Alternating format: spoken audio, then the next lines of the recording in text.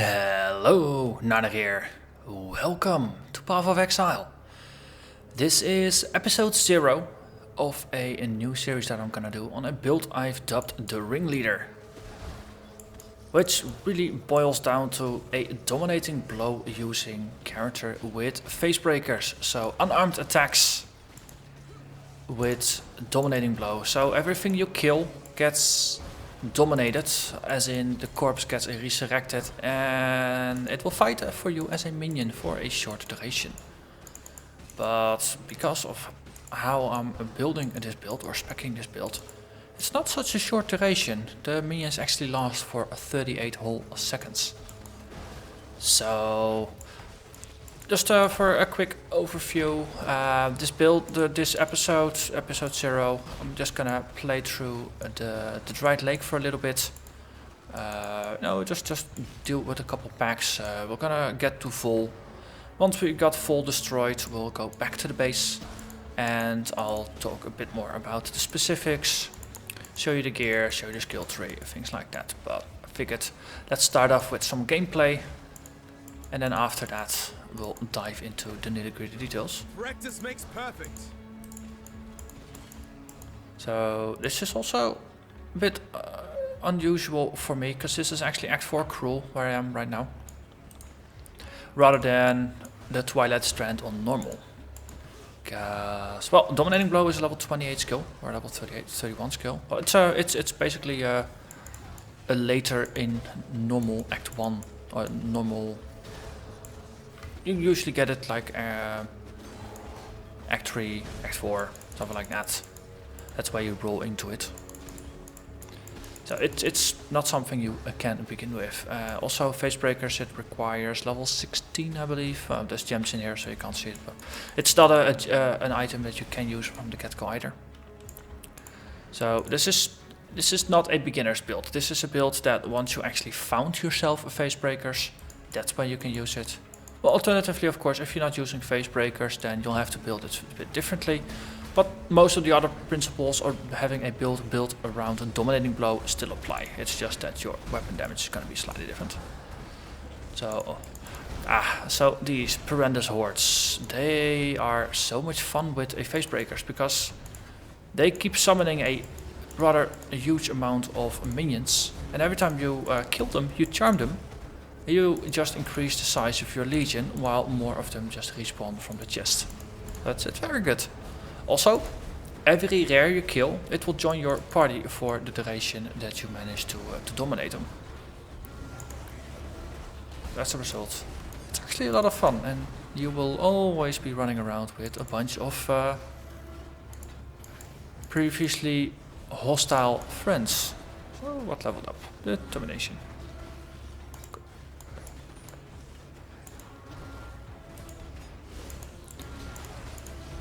So this is actually a rather versatile build. You can go a lot of different ways with it. I'm currently focusing it heavily on dominating blow.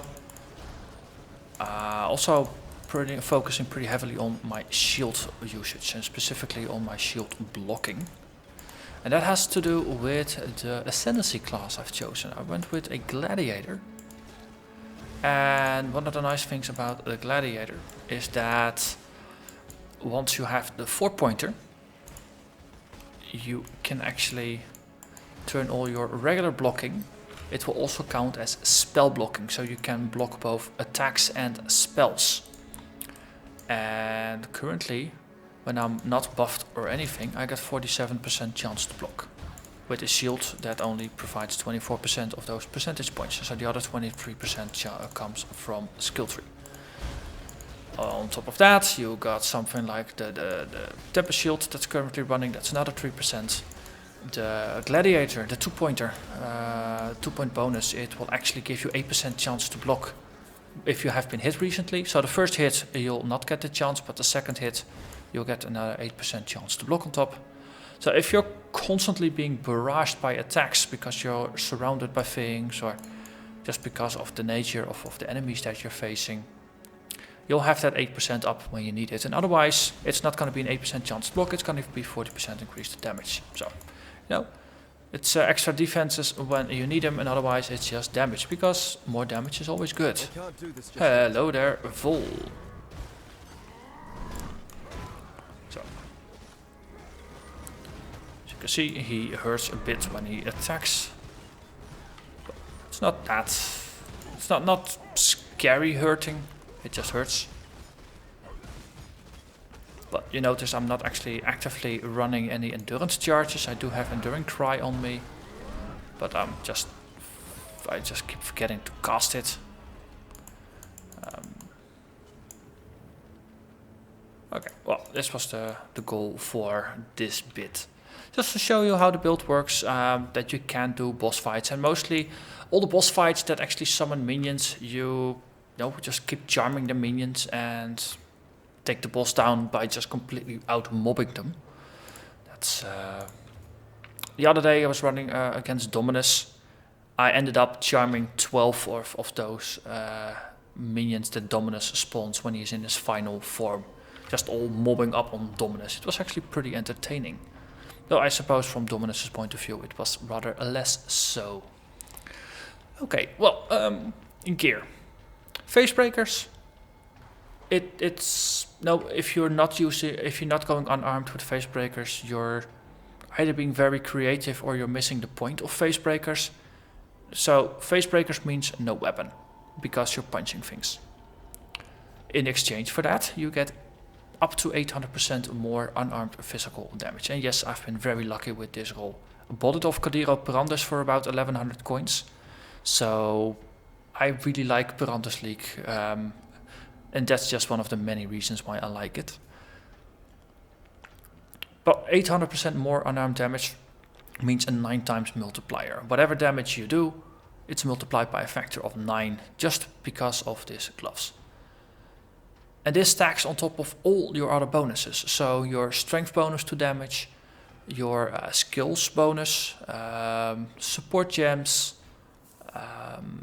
actually the bonus damage from Fortify, which is also a support gem, all the bonuses from the passive tree, everything, it just applies, and then this stacks by multiplying the damage by another factor of 9.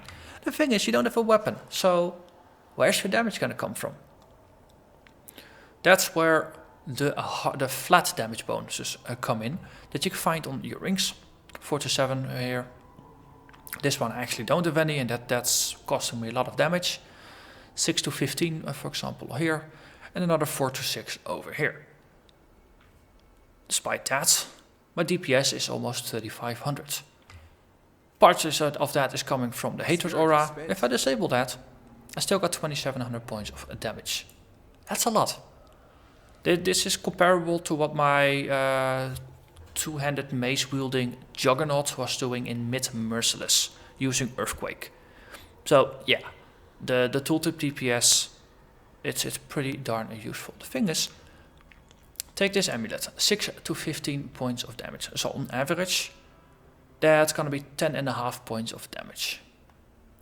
2700. If we take this one off, it drops down to 1500. That's a gap of 1200 points of damage. Actually 1150.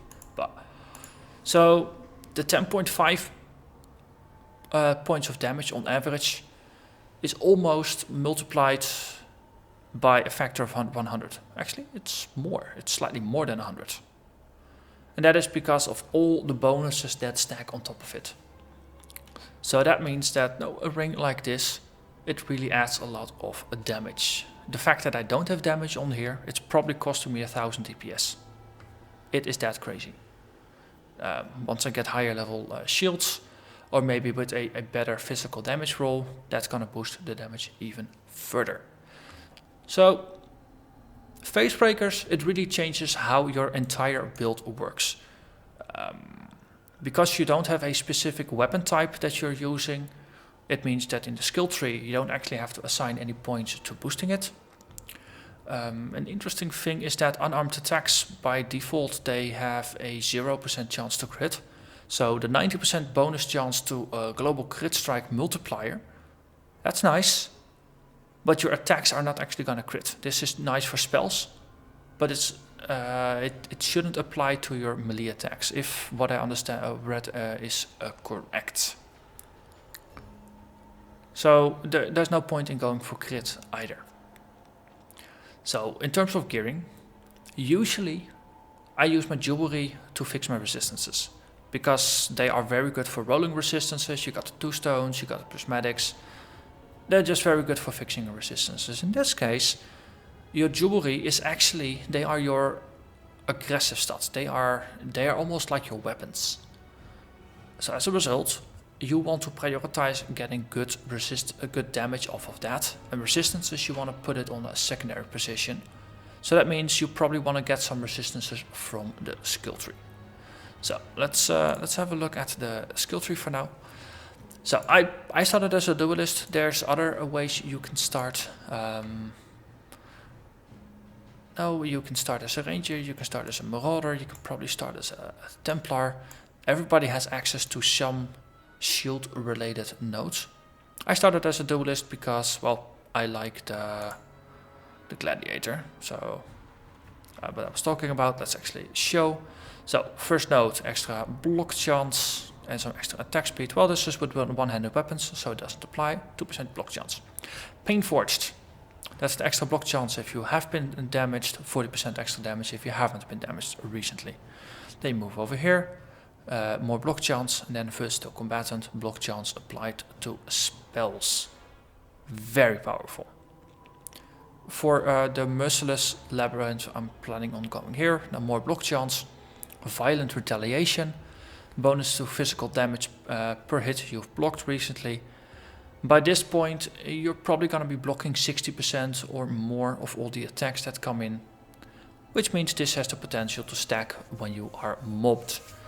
So that also means that the more hostile enemies are around you, punching you, causing you to block those attacks, the more powerful your dominating blow is going to be, and the faster you manage to charm them and turn them to your side, after which you don't need the damage bonus anymore. So this really seems to scale nicely along with what you want to do. And you also get some movement speed, which is just a bonus on top. So in the build, I'm prioritizing block chance, getting life, and well, that's mostly it. Block chance and life, those are the things. And of course, resistances, armor, the usual thing. And along the way, just picking up some bonuses to physical damage. Notes like this, extra physical damage with attacks, they apply because, dominating blow is an attack that's by itself 100% physical. So this works. Picked up some evasion, rating and armor and some life. Down here, master of the arena, extra life regen. The melee weapon in unarmed range, I don't think it applies to the splash radius of your dominating blow. It should help you just reach enemies slightly easier, because your reach is extended a little bit. But yeah, it just means you're moving slightly less far to hit enemies, but most of the time you're hitting stuff around you anyway. This is just a generally useful note. So down here, Defiance, more block chance, more defense from your equipped shield. If you start stacking those increased defenses from your equipped shield, then it's pretty easy to get like 200, 300, maybe even 400% increased defenses from your equipped shield. So that means that suddenly if you have a shield like this one that does 450 armor, if you stack all those bonuses up,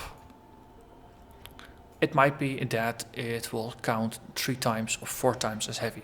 So rather than adding 450 armor, it might do like 900, 1300, 17, 1800 armor. That's rather powerful, especially because you then also get all the other percentage bonuses to armor on top. So it could be that a shield like this will net you 3000 points of armor in the end, if you got all your bonuses stacked correctly. And there's also some extra physical damage while holding a shield nodes in this area, which are pretty useful to just grab while snaking through. You could pick the extra damage instead of the bonus to defenses if you want to boost your offense rather than your defense. Maybe a choice you want to make if you play this on softcore. I'm playing on hardcore Perandus League, so I prefer the defensive bonuses. Golem's Blood, because Golem's Blood is awesome. A bunch of extra life regen. This just helps you stay alive, and especially early on. Now you're snaking down here. This is you probably picked this up just before the Warden. It's very useful. It just helps you stay alive in those early fights. And then down here, left side of the tree, Testudo, extra block recovery, mana on blocking and block chance. Retaliation, just more of the things that you want, extra defenses and things like that. Then up here, mana flows, very good early on. Boost to your mana. It just gives you extra mana, gives you mana regen. Those are good things to have, especially early on. So, bravery, life, evasion, art of the gladiator, ignore movement penalties. Then up here, more block chance from this wheel, very good. Extra defenses from your shield. Then you move over to the ranger. Via finesse you go up here, our Heart of the Oak for more life regen and life, more block chance, weapon artistry, more block chance. Over here you got some life. At this point I went up, but alternatively or later on you can take this line up, and then there's a nice block chance node over here as well. 4% chance to block, some extra defenses from your shield, some extra block recovery.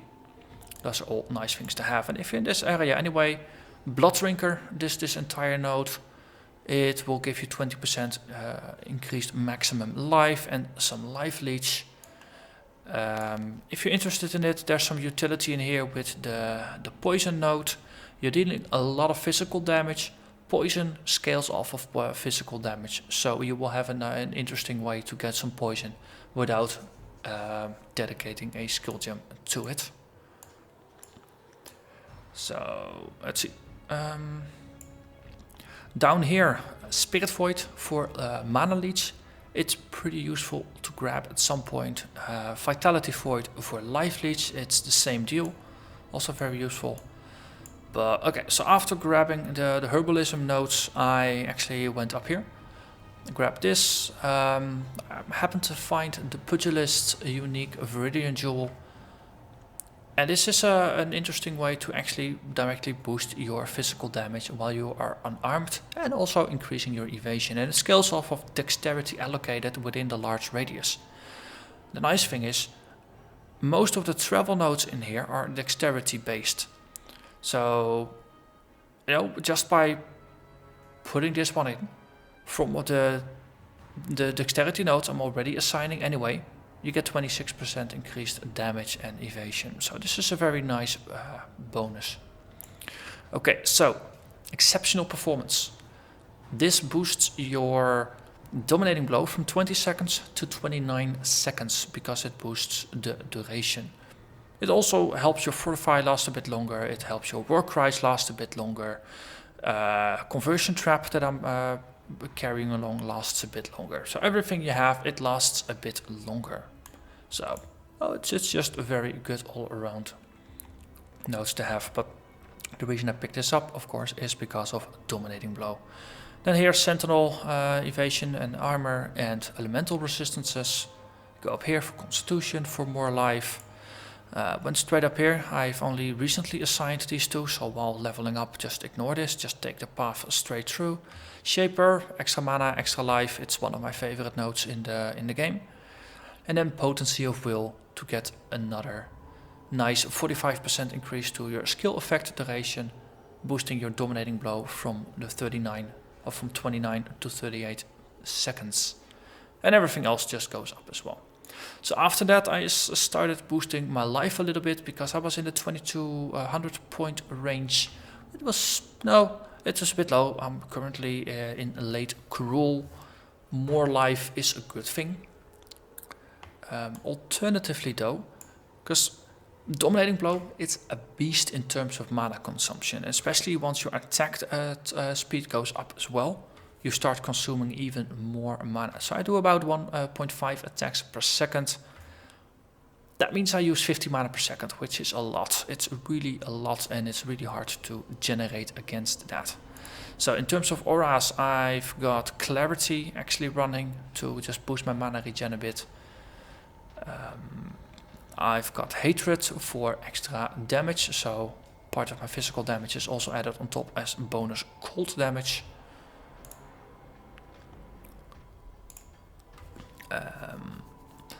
So let's see. So this is where the build is currently at, and there's a lot of interesting ways you can push it. So I already mentioned Spirit Void, Vitality Void for a leeching. There's some profane chemistry over here which boosts your life a bit, but it also increases life recovery from flasks. This 3-point wheel boosts your life recovery from flasks by 50%. So your flasks, now one sip becomes 50% more potent. This is especially useful for those instant heal flasks, because what they regenerate is already reduced. So if you boost that by 50%, that's pretty potent. On top of that, Herbalism also boosts it by 20%, so you actually gain 70% more life from flasks. Very, very useful to have. Okay, so where to go from here? Well, as I've already said, I'm just assigning a couple of life points here to just get my life a bit higher, to get a bit of a bigger buffer, so I'm slightly more confident when facing off against the bosses I still have to face. Calm, Deresso, and Malachi in Cruel, and of course the Labyrinth. You never ever ever have enough life for the Labyrinth, because Isaro hits like a ton of bricks on a bad day. So the leeching down there, that's going to be my next target. I just want to get more leech to become less dependent on Clarity, because if I can take Clarity off, that means I certainly only have 50% of my mana reserved rather than more than 50%. So that means I can pick up Herald of Ash for some more damage. After this, there's a couple of options for blocking. So I already mentioned you can take the right side up to get some blocking there. You can also go to the left side of the tree. So from here, you can actually move to the side, go into the Templar area for Sanctuary. This entire wheel is really good. There's block chance up top. There's elemental resistances down here. 24 points of resistances for each skill down here. It's very, very nice to have, because it just takes some of the pressure off of the rest of your gear to provide you with those resistances. Now, if you're in the Templar area anyway, Tireless is useful for reducing the mana cost of your skills and boosting your life. Just very good. Combat Stamina, it's life, it's regen, it's armor. It's a very nice wheel to grab. You can argue whether you want to pick the armor node or the armor and life regen node. I usually go for the life regen, but I've got just a fondness for life regen in general. Just pick whatever works for you. You could go up here. No, there's more life regen. This entire bit. You could even go all the way up to Amplify, boost the radius of area skills, and boost your area damage. Because of course Dominating Blow is linked with a melee splash, so it will reach further and deal more damage to all the minions around you. From here you can also drop down Born to Fight, Heart of the Warrior, Warrior's Blood, Diamond Skin. It's another one of those awesome nodes that just really gives you a lot of resistances for a single point. Solidity, block chance, there's another block chance over here.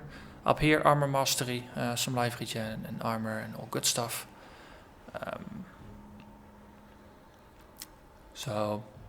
There's just a lot of options that you have when it comes to adding extra defenses to the build. And you cannot pick them all. There's just simply not enough skill points in a build to pick them all. Even if you get it to 100, you cannot pick them all. So it's gonna be it's gonna be a matter of playstyle, and we'll see where I end up as we play. So that's the skill tree. We already discussed gear for a bit, so damage, physical damage from your rings, from your amulet, and from your shield. Everything else is just going to be resistances, it's going to be life, it's going to be armor and evasion. I actually happen to have equipped everything that just gives me a bonus to armor, and I'm really neglecting my evasion bonuses. Reason for that is that this character is just following in the footsteps of my Juggernaut that died yesterday, but I still have a lot of gear that was just deprecated, so it was really easy to pick up mastercrafted armor gear rather than mastercrafting dual resistance gear. Speaking of dual resistances, there is one unique item that I also happened to buy off of Gladiator. That guy is just a hero. And that's this one, the Bringer of Rain Nightmare Bassinet. It's a helmet. It's armor in evasion based. It requires level 67. So, no, being level 58, it's gonna take me a couple more levels to equip this. But it adds 20 to 30 physical damage per attack. This item by itself will increase my DPS output by probably 3000 points. It will just boost me from almost 3000 to probably close to 6000 DPS. Just this one by itself. It's that good. Because just so many multipliers going on. On top of this 4-link is supported by level 18 melee physical damage, level 12 faster attacks, and a level 6 blind. Blind is just a bonus, but the other ones are pretty sweet to have. Melee physical is already, in my dominating blow I got melee physical, which basically gets replaced by the helmet, so you free up this slot. I got fortify and melee splash, all of which apply to dominating blow and to the minions. So yes, your minions have splash and your minions have fortify. They hit something, they get the fortify effect. It's very good. So if you put this entire link into the Nightmare Bassinet, it becomes even better. And on top of that, you get a bunch of life from it, chance to gain an endurance charge when you block. Because you got a very high chance to block, you will actually keep all your endurance charges up. Which is also, at that point you probably can deprecate Enduring Cry or take it out. The thing is though, if you equip this, you cannot use a chest armor. So the 4-link that you have equipped will move to your helmet, but the thing is your helmet will actually longer, or the other 4-link will no longer be there. So you're missing 2 gear slots in terms of skill points, so you will have to cut some things. So Enduring Cry, Rallying Cry, I hope I can cut them when I fix my mana issues. That also means that, where did I put it? Here, Clarity, I can take that out as well. So that's 3 gems.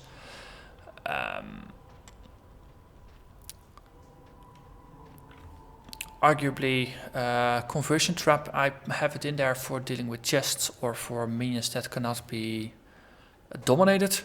The summoned skeletons in the Azaro fight, it cannot be dominated, for example. They just go poof.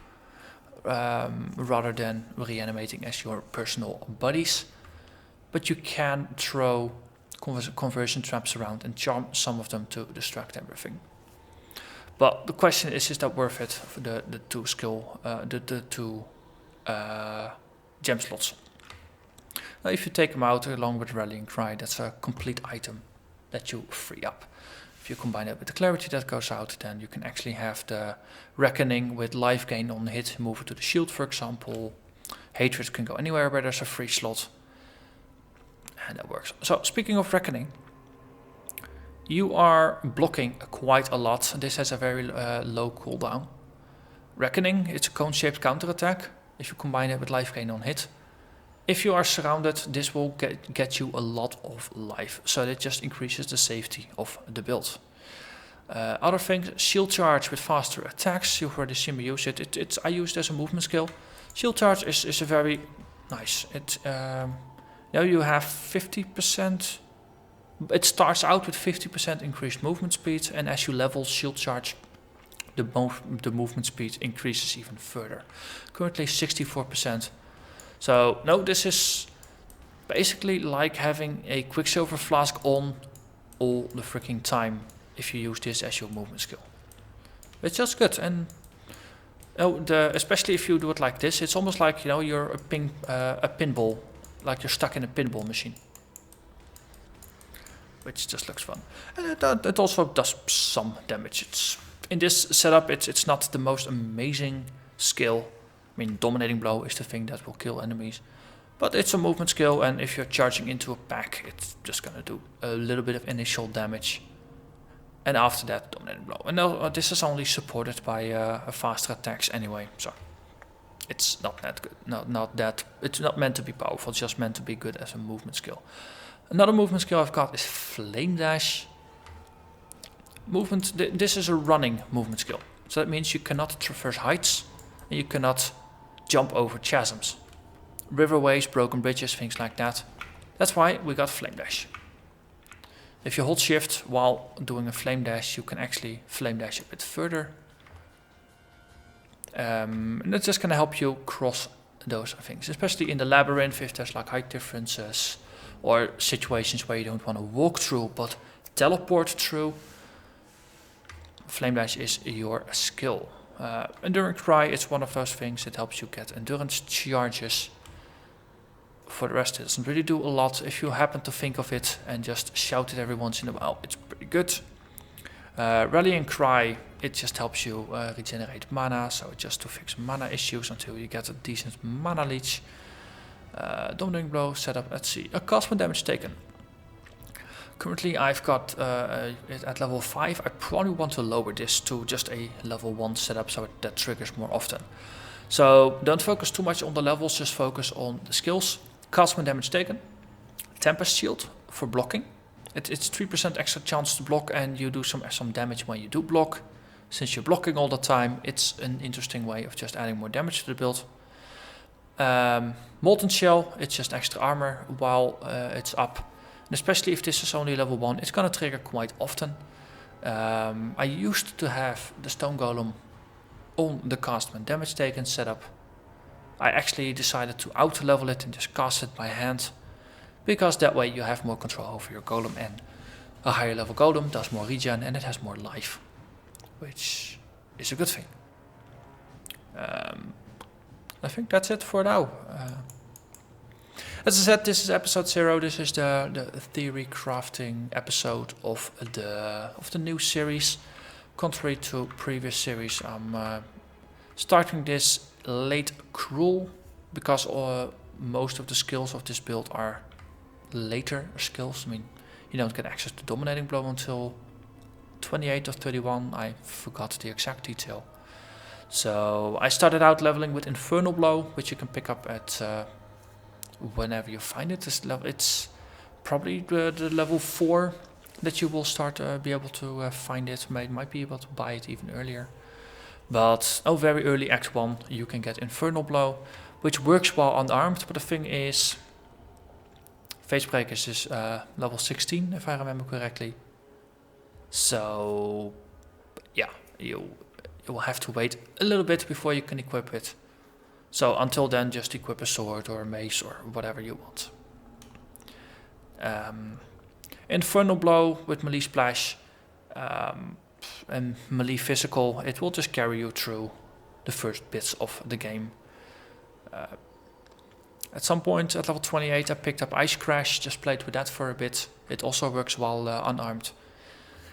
Didn't find it to my personal liking, but that's just a matter of flavor. It just didn't feel right in how I wanted to play right now. I have played an Ice Crasher in the past, I had a lot of fun with it, just didn't feel like it.